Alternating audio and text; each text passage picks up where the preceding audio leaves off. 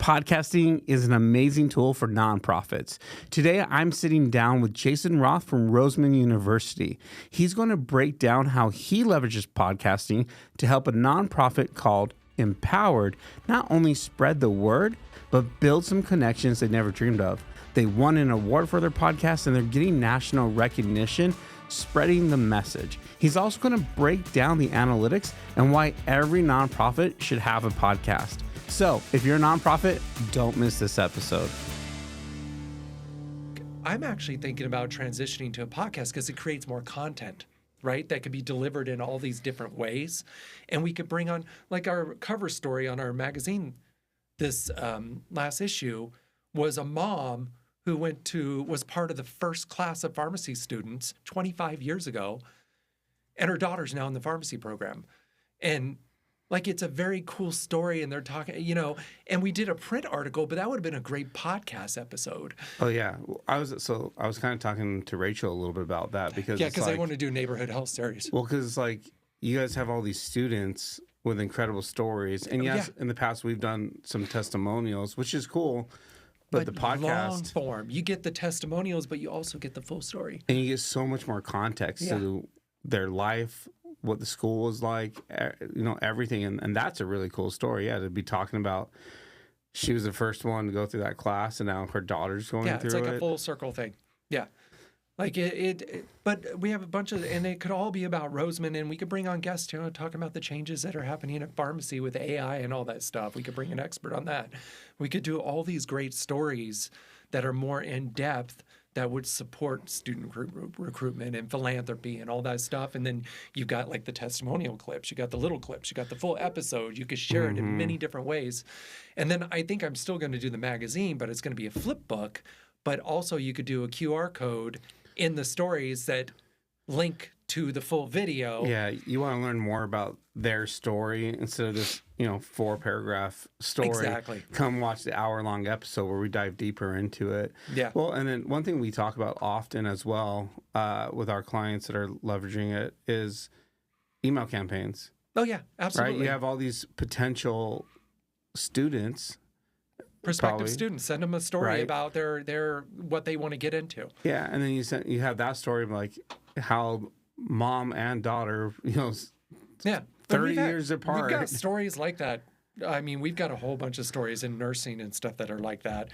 We've got you've got amazing stories of students who have met in the program and have gotten married and are doing great in their careers, and there's so many of them. Well, and those stories, like, because I mean, whenever I talk about like email campaigns, it's like I feel like most email campaigns are just trash. It's just like, here's some generic stuff. We're just trying to be in your inbox, and really we're just annoying you. But now if we have these powerful stories, and we go like, hey, this is just for nursing students, or this is just for the dental school, and we send it out to those prospects, we're like, hey, see how this person's life got changed. Yeah. Watch this Look episode. at what they're doing today. They're running their own practice, or they're like in charge of, they're a pharmacy director for an entire hospital, or, there's all those great stories. Yeah. That's actually something we're going to be doing for a trade school here shortly, is bringing on former alumni and current ones, but then bring on the ones that went out and started their own business and talk about now how they're hiring from the school and why they're hiring from this school. And so I think that'd be awesome for you guys. We can definitely, I'll send you some information on that. Because I'm sitting there looking at it. So if we were to do an episode every other week, right?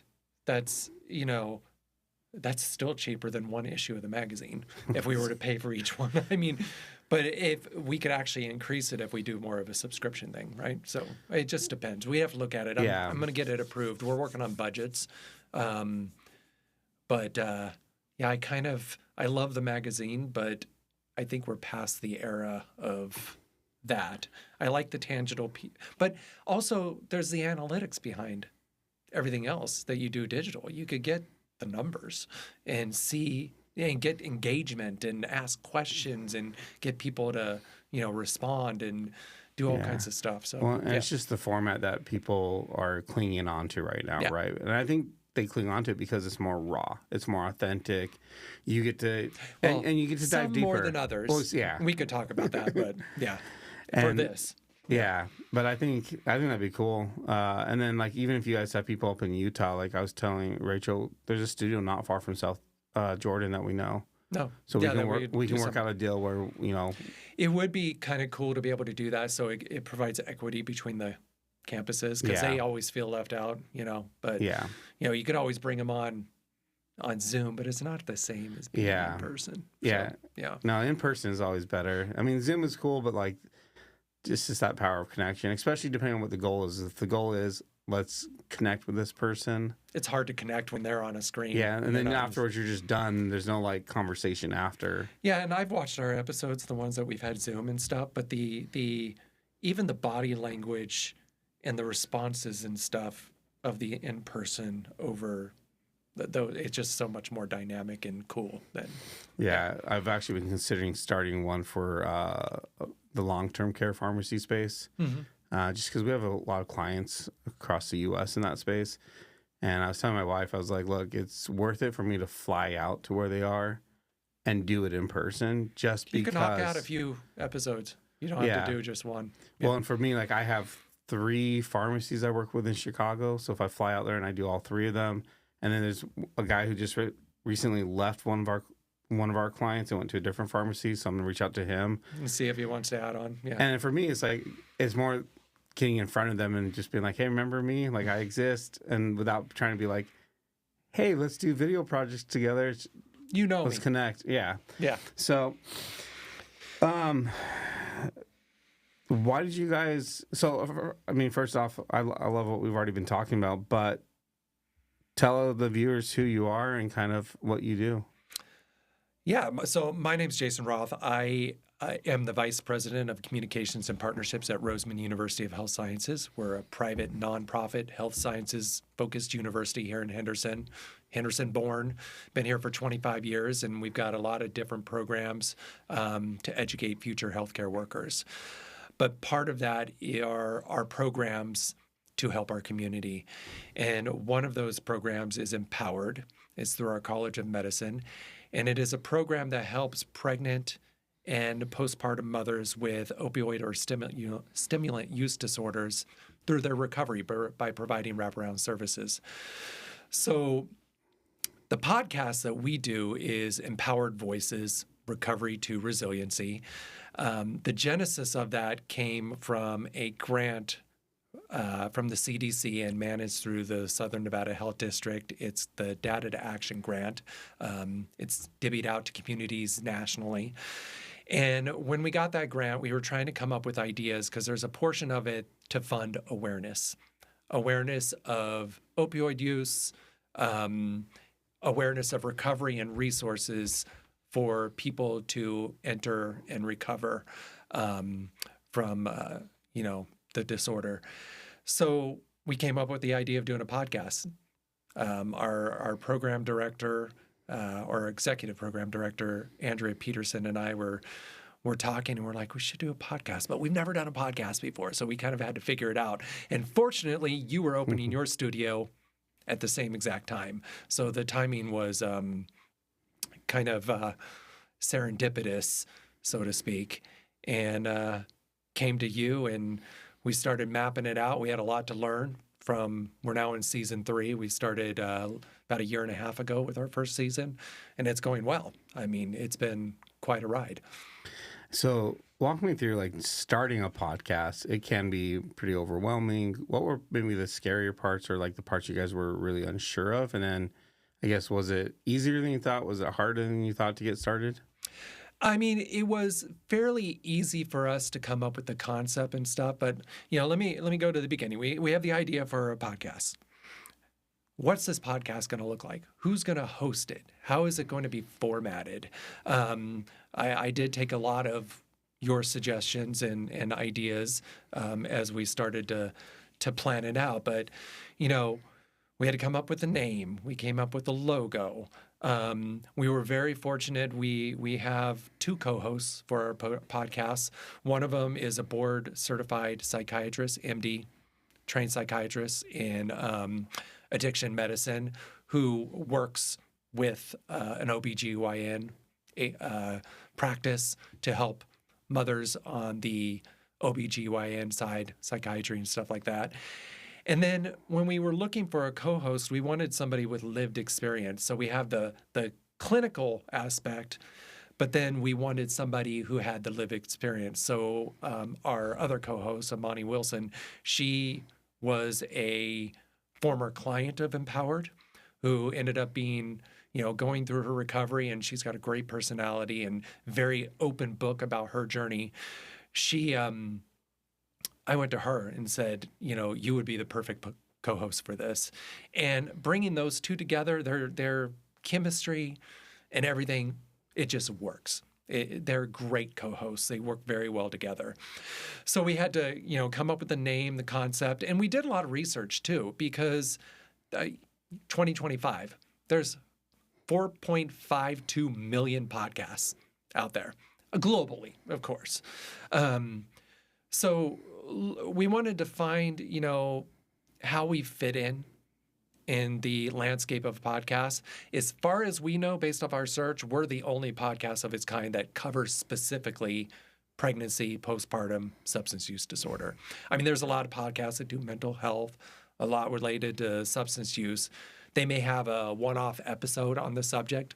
Ours is solely on that subject, which is unique, very niche, which is a positive and a negative, right? So, we had to do that, and then planning how we were going to do this. I did not want it to be scripted. We wanted it to be a very, conversational, organic type of podcast.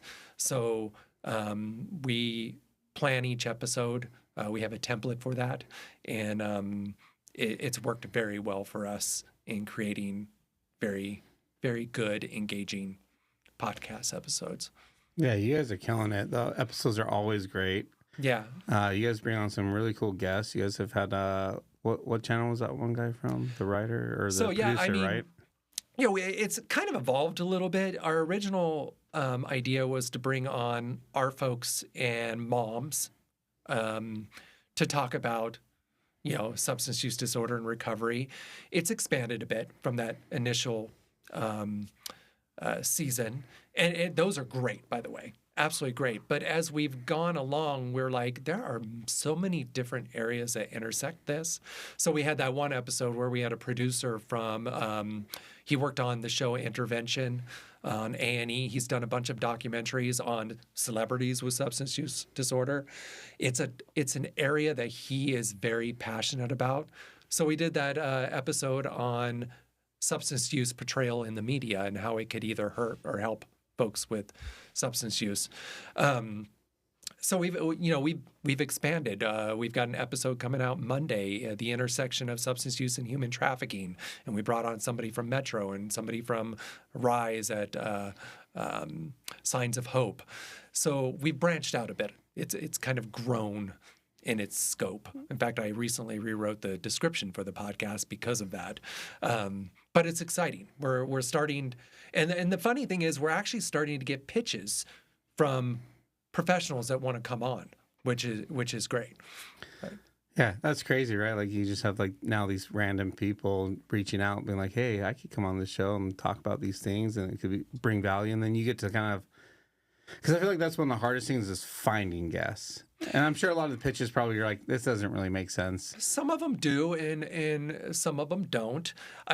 One thing that I did do, I work in PR, so I use a lot of the media monitoring and media directory, like Muck Rack and stuff. I actually got our podcast listed as a media outlet on one of those, on Muck Rack in particular. And that's driven a lot of the pitches because, there are PR folks out there with clients that are looking to be on podcasts because they know the power of podcasts, right? So that's where a lot of that has come from. But also a lot of people see our episodes and how well they do. So, we continue to I get pitches. I get a couple a week. We're currently planning our season 4, which we will be in taping in probably January and February we'll start. They're starting to come a little sooner. but we've got a lot of great ideas and a lot of potential guests that we're looking at. Yeah, I think you guys, or you particularly, do a really good job of the planning part of it. Mm-hmm. I'd say you're probably our only client that plans, especially nearly as much. The only other one would probably be CCFS. They plan, they have their questions, but you guys do your team meeting before, kind of go through. And then the thing I like about it is, like what you said before, like we kind of have an outline, but it's not necessarily a script. It's like, this is the direction we want to go, but this is a guideline to kind of help the conversation just be guided to where it needs to go. Yeah, ours is the way I set it up is it has an intro part and then it's got segments. So we usually have about 3 segments. And for each segment on our sheet that our host has, it states the purpose and what idea we want to get out of this particular segment. And it just provides 3 or 4 suggested questions to kind of guide the conversation. Sometimes they don't even use those questions. Sometimes they do. But our hosts are very good and very knowledgeable. And the pre-meeting helps so much. We go over each of those segments before each episode. I send it to them in advance as well. And it helps us guide that conversation very effectively. So I have noticed, though, you know, doing your research, 20 to 40 minutes is a good sweet spot for an episode. I noticed that as our topics have become more interesting this season, our episodes have gotten longer. Our average is like 55 minutes. So we're going to kind of tone that down a little bit. But we're also outperforming the previous seasons. So maybe it is a good thing. Well, that's the thing, right? Like, because I think that's a question we get often is like, how long should it be? It's like, well, it needs to be as long as it needs to be. Yeah. It's like when I made other videos in the past, it's like, I don't like to be like, okay, it's going to be 1:25, unless it has to be. Mm-hmm. It's like, okay, we're going to tell the story. And second, like I get bored of the story, it should be done. Yeah, and I think that's what it is. Some of our stories have been so fascinating that it's hard to, like, the one that is coming out on Monday, which is our season finale, the human trafficking one, there was so much that we did not know that that one could have gone on for another hour. Well, yeah, that can be a whole nother part, too. That could be its own podcast, actually. And I was sitting in the room for that one. It was super interesting. Yeah, so, you know, we look at the analytics. I come from a line of work where KPIs are so important, right? So we analyze everything. Even in our research when we started the podcast, I was like, okay, the median, there's millions of podcasts. The median downloads, so 50% of podcasts only get 30 downloads per episode. Okay, so I'm like, if I could pass that, then I'm above the median, right? Which we were able to accomplish in our first season. And then I'm looking, okay, what's the next level? To be in the top 25, you need to have downloads of 114 per episode. So to be in the top 25 of all podcasts. That's not a big number, right? You think of the big podcasts like Joe Rogan and all of those, they get millions. Ours is so niche, we probably won't get there. But, we've passed this season that top 25%. The next threshold for the top 10% is 471 downloads per episode. So that's my next goal. I want to be in the top 10%. So we're working towards that. Our subject matter is in the top 3 of all podcasts. Number 1 is comedy. Number 2 is society and culture. And number 3 is health and wellness. We're in that health and wellness category. So as we continue to build our audience beyond our local market nationally, I think we could reach that at least top 25%. That's my hope. It's a goal. Yeah, I think you guys will get there. You guys are doing a great job. You've already won awards with it, which is crazy. How do you feel like the podcast is helping the nonprofit? Well, I think other nonprofits are seeing what we're doing. And here's a great example. So the Data to Action grant is divvied out to communities all across the country, and then those grant dollars are given to organizations within those communities to do awareness and work in substance use, right? Particularly opioids. We are the only ones that did a podcast. So we were asked to give a presentation through the Southern Nevada Health District to the regional CDC. They loved it so much, it was presented nationally to the CDC, and it's actually being featured on the CDC's Data to Action website this month, our podcast, because it's a novel thing in the community or among all the Data to Action grant recipients. We're the only ones who did that.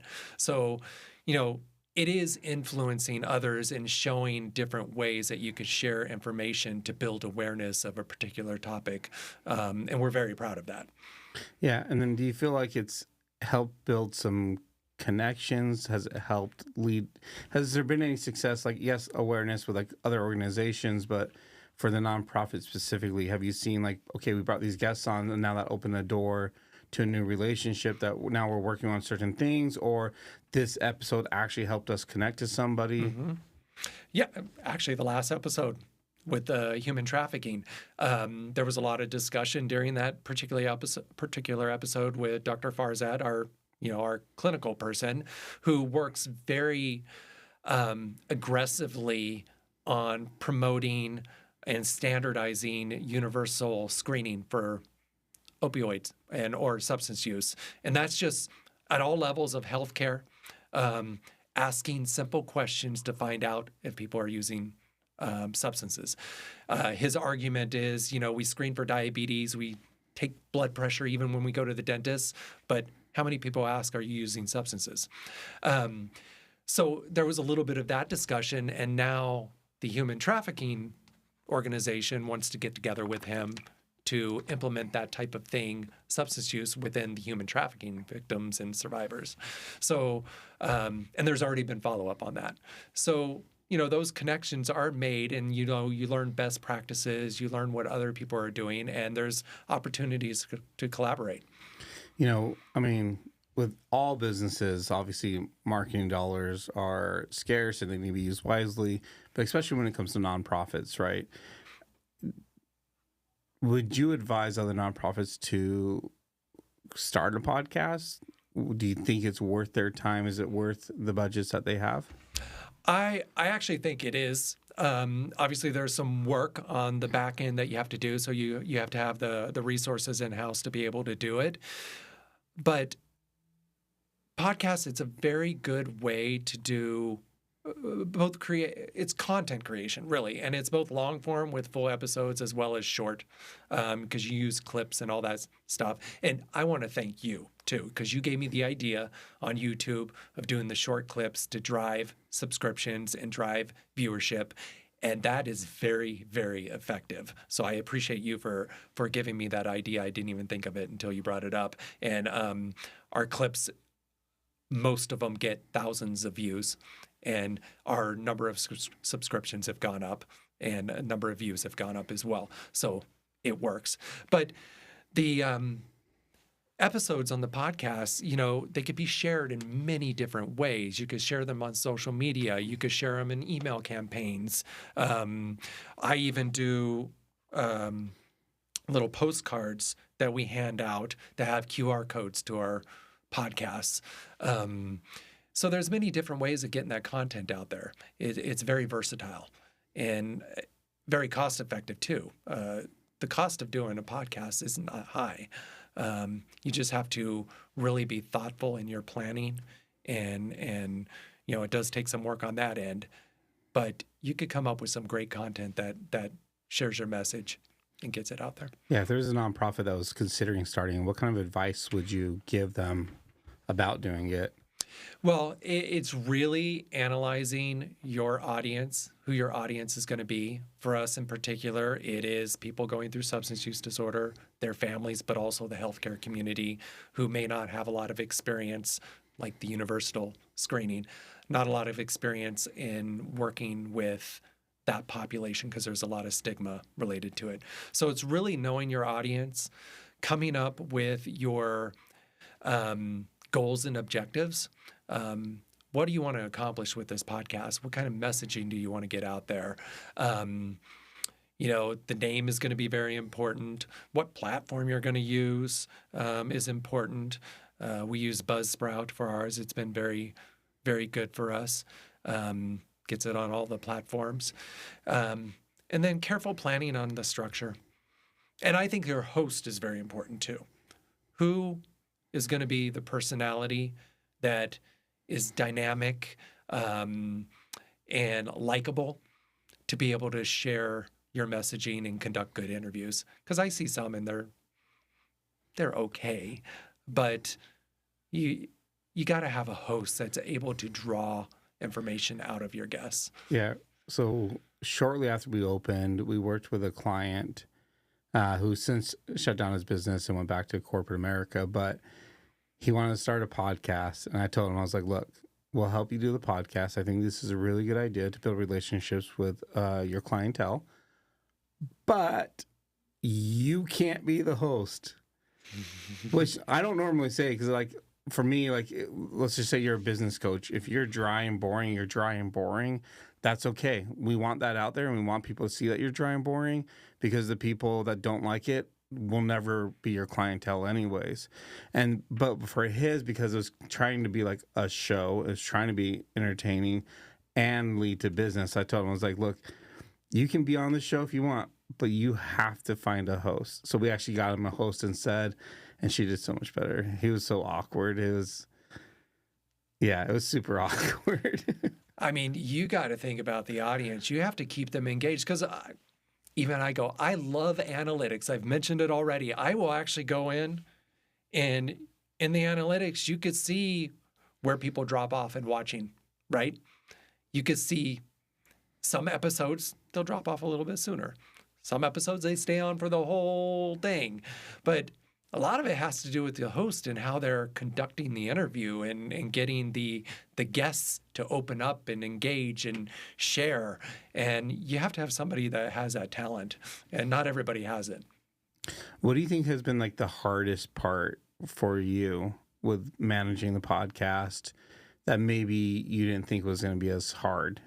Well, to be honest, the hardest part is getting scheduling done, not with the podcast studio, but with all the guests.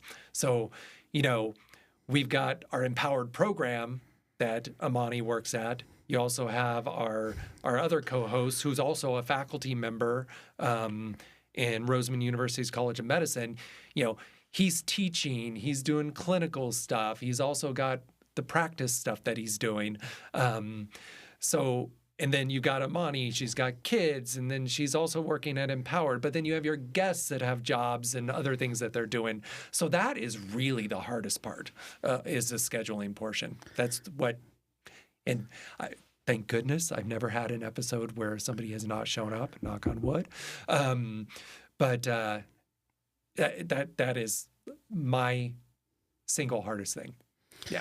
Yeah, I think that's what I see with most of our clients and even ourselves. It's like trying to find that schedule. Even with me, it's like my schedule's kind of crazy. So trying to fit it in with some people, it's like, oh, this is hard. Yeah. I mean, fortunately with Farzad and Amani, I've kind of learned what their best days are and best times. So, and that's after doing 3 episodes, which is 3 seasons, 18 episodes. I've kind of gotten that down. So it's primarily focusing on the guests now and trying to get them as well. So I know you guys do it a little bit differently than I think a lot of people do, because you do seasons. Mm-hmm. Was there a reason behind doing seasons versus just letting it be like a never-ending trail? The reason for us is it's grant supported.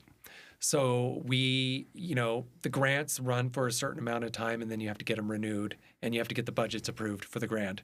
So, we had no choice. And plus, when we first started it, we didn't know if it was going to continue. So we did it as it is, and it ended up being the first season, right? So it has grown, so we're continuing on with seasons. But yeah, we have to wait for budget approvals, and they like it, so budgets are being approved. So we're going to keep on going as long as we have budget. Well, and it's nice because like the seasons, you guys kind of change each season, right? It's kind of like, hey, we're going to bring a little bit different types of community members in for this season. The next season a little bit different. I was talking to this person up in Utah that has a podcast, and she does it in seasons as well for her business. She does it mainly because that's how she sells her sponsorships. So before she even started her podcast, she sold about $9,000 in sponsorships, and she does like, I forgot how many. I think it's 10 episodes. Might be her season. I can't remember, but she does it mainly just so then she can sell sponsorship for a season versus like a monthly or 6-month commitment. It's like, hey, you're paying for this season. I mean, I know you guys are grant funded, but like with the school one, you know, like I get asked a lot about sponsorships because people are like, well, how do I get sponsored? And as a business, it's not that hard, right? But as a business, do you really want sponsors? Like, because if it's Roseman University's dental school's podcast, why would we want to send anybody anywhere else besides the dental school? Yeah. For us, sponsorship probably is a bit of a challenge because we are a nonprofit as well. So, you know, the grant supported one, we can't do sponsorships. It is solely grant supported. But, you know, there are opportunities out there. I mean, depending on your business. I mean, I could see sponsorship for a general Roseman one. I do see some potential sponsorship there. Did you guys have sponsors in the magazine that you were doing? No, we can't do that because it's done. It's a post office thing because we get a special nonprofit rate. It can't have advertising in it. So not there. But for instance, we have a monthly health presentation that we do that covers different topics through health. If we were to convert that into a podcast, that monthly event actually has a sponsor. That sponsorship could potentially be the sponsor of the podcast. So, you know, sponsorship's tough, but you got to find, depending on your business, you got to find one that will. I think part of it is putting together a good proposal for your podcast. Finding a good host, subject matter, format, all of that would be intriguing for them. Well, a lot of time for businesses, it's just like, who are you already working with, right? Like, I could probably go to a marketing company that I've already referred a good amount of monthly reoccurring revenue to and go, hey, you know, I only want one marketing company to sponsor this podcast, and whoever sponsors it, I'm sending my work to and promoting, and we're going to talk about in the studio to all the businesses that come in here. Do you want to sponsor this for $750 a month? Well, if I've already brought them $6,000 a month, like, it's kind of a no-brainer if I'm going to keep sending them more work, right? Like, it's so if you already have relationships with people, it becomes easier to sell those sponsorships. But I'm also on the fence because, like, once again, like, let's just say you guys have like a Roseman University dental school one. Like, I guess maybe if Oral-B wants to sponsor and toothbrushes or whatever. That's the route you would have to go. We do have suppliers of dental stuff. Yeah. That would probably be ideal. But, you know, think about our College of Pharmacy. Would we want to pick one pharmacy over another to be a sponsor? Probably not. That probably wouldn't work. So, you know, you have to get a little creative. Well, and then for you, like, realistically, like, the ads in podcasts should just be selling Roseman, right? Like, hey, this episode was brought to you guys by the dental school here at Roseman University. If you like what you're saying, if you're considering going to dental school, like, why would we give up that ad space when we're a business, right? Like, I feel like if you're doing this for entertainment purposes, completely different. Get sponsors. As long as the sponsors you're trying to bring on don't take away the clientele. But I'm a big fan of, like, if you don't need it, like, that ad time in the episode should be meant to sending you more money because you guys getting students is worth a lot more than paying for studio time. You know, like. Yeah. I mean, unless they're complimentary, like if you have a sponsor that helps your business or, you know, helps your clients as well, then yeah, it completely makes sense. But like for us, you know, our number one thing is students. So everything's going to be student recruitment focused. Exactly. You know, nursing, pharmacy, dental medicine, graduate studies, medicine, all of that. And then also our other programs, you know, we have Roseman Medical Group and Roseman Dental Clinics and orthodontic clinics. So we have all of those that we would, you know, those would be our commercials primarily. So, but yeah, I could see, you know, a real estate company, if you have a title company that you work with very closely and benefits your business and does all this stuff, I could see, you know, a real estate business having a sponsor that's a title company, Yeah. something like that. Yeah, that makes sense. Realtors is always the example I always use, just because everybody wants business from the realtors. Yeah. So title companies and lenders, it's like you already have relationships with them. It's really easy to go like, hey, you want to keep getting my work? Sponsor my podcast. If not, I'll go to somebody else, and then that's the new partnership. But I'm trying to think if there's anything else that we didn't cover. I think that was really insightful for nonprofits, and that's kind of what I wanted to focus on, was more nonprofits, because I just think that podcasting is such a great tool for nonprofits. I think. Well, and I'm going to add, a lot of nonprofits are grant supported. Grant support usually has a line item for promotion or awareness and stuff like that.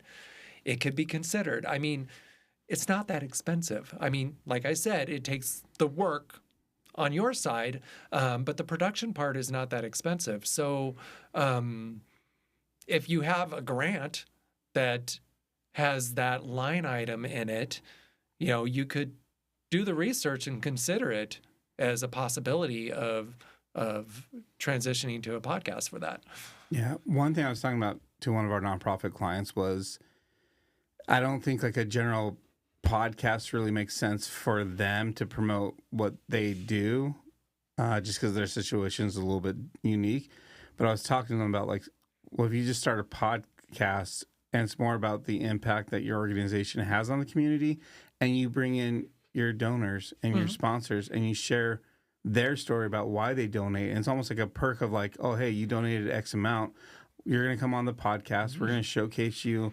We're going to give back to your legacy. We're going to, really kind of pump them up. Celebrating the donor, which is great. And then you almost have it as a tool to get people to go to the next tier. It's like, hey, if you're donating this much, if you just do this much more, you actually get to come on our podcast, and we're going to showcase your organization, your group, and talk about how much you give back to the community.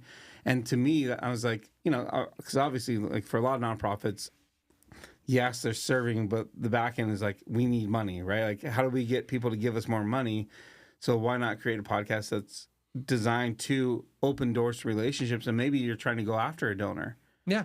And so a really good way to go after them is just to invite them on the podcast and talk about why they already give back to the community. Yeah, absolutely. And they can inspire others, right? And then, that type of podcast, you do the donors, but you also showcase the impact, right? So if it's something to do with, kids, bring those families on and share how that donation impacted this family positively, and then, my favorite episodes, we've had so many episodes where tears are shed. Those are very powerful episodes. So yeah, there's a lot of opportunity there for nonprofits. I gotta figure out how to make people cry on my podcast so they can be powerful. I'll just kick people in their shins the whole time until they start getting tears. Who knows? But yeah, I mean, but there is so much power in telling those stories, and then leveraging, even if it's a client success story, depending on what the nonprofit is, and then taking that to donors and being like, hey, this is what you guys have helped accomplish. It's like using like the videos that we shoot outside of here, but then a longer format of like, look at this family's life that you guys have impacted and changed. And I think donors appreciate seeing that. I think they like seeing the impact that they have. And so I think it's just, I don't know, I feel like more nonprofits need to be doing it. It's a long form testimonial is basically what it is. And it can be used to share with other prospective donors. So, yeah. Well, Jason, I appreciate your time coming on the podcast today. You guys have crushed it with your podcast, award-winning. You guys are making cool connections. And we're continuing. Nationally recognized with CDC, which is crazy, because it is, you mentioned it a couple of times, like you guys are a very niched down conversation. And so maybe you're never going to get the millions of downloads, but you're making the impact and you're finding the people that need to hear these stories, whether that's people who are going to give back, whether that's people who want to help in the organization, or it's the people who are affected by the disorder, and it's changing lives, which is incredible. Yeah, I mean, it is all about awareness and educating the public. I mean, one of the most powerful episodes we have done was the person first language. How do you refer to people with substance use disorder? drug addicted babies or there's a bunch of different ways that you say things that actually impact people that make them discouraged in their recovery. So, if you're teaching, you think about, a family member who has somebody in their family that, has an opioid problem. They got addicted because they were on Oxy or something like that. And understanding that it's a chemical thing, it's a disorder, it's not a moral failing, it's something that happened to them chemically when they were prescribed a medication. And having that understanding can help you help them. So that's the whole goal. It's that awareness. So I'm very proud of the work that we've done and very happy to be working with you to get it done. And we look forward to continuing it, hopefully for a lot of seasons. Where can people find and listen to the podcast? Yeah, it's available on YouTube, Apple, all of the platforms, but links to everything and more information about the show can be found at empoweredmoms.org/podcast. Awesome. Appreciate it, Jason. Thank you. I hope you guys enjoyed today's podcast episode. I really enjoyed sitting down with Jason Roth from Roseman University, one of our clients. He's such a great dude, and he is so methodic with the way that he runs the podcast. It really is inspiring, and I wish I was that organized. Anyways, I'm Trevan, the owner of the video podcast studio here in Las Vegas. If you guys need any content created, please give us a call. We're here to help you. And don't forget to like, comment, and share.